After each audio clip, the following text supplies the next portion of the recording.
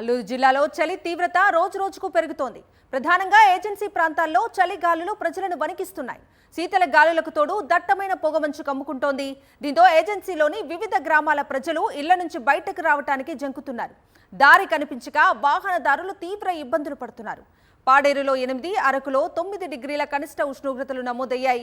మున్ముందు ఇవి మరింత పడిపోయే సూచనలు కనిపిస్తున్నాయి.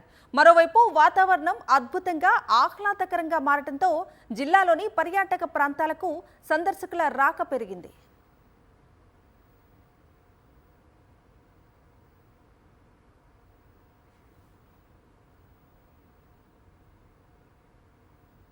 పెద్దపల్లి జిల్లా కేంద్రంలో ప్రకృతి అందాలు కనువిందు చేస్తున్నాయి.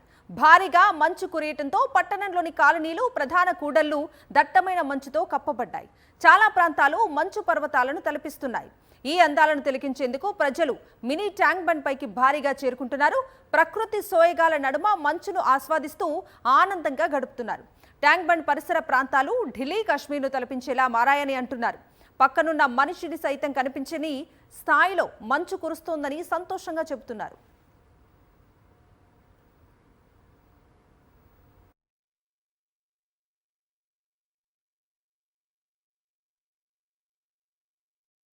ఇది చూస్తుంటే మరో కాశ్మీర్ లాగా తలపిస్తుంది. ఇటువంటి వాతావరణం ఈ కాలనీలు కూడా అంత పొగమంచుతో కప్పబడినాయి. ఇది అందమైన పొగమంచు వలన ఎంతో సంతోషంగా అనిపిస్తుంది. ఫ్రెండ్స్ కలిసి ట్యాంక్ బండ్ దగ్గర వాకింగ్కి వస్తుంటాము. ఈరోజు వాతావరణం చాలా ఆహ్లాదకరంగా ఉంది, చూడముచ్చటగా ఉంది. ప్లస్ ఏంటంటే ఢిల్లీ, కాశ్మీర్ పోవడం అవసరం లేదు, అవన్నీ చూడదగిన ఇక్కడనే చూసుకోవచ్చు మనము.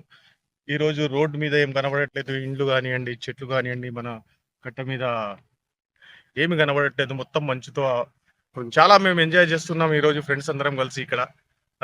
మాకు ఒక ఫీలింగ్ ఎలా వస్తుందంటే ఢిల్లీ, కాశ్మీర్లో ఉన్నట్టు ఫీలింగ్ వస్తుంది.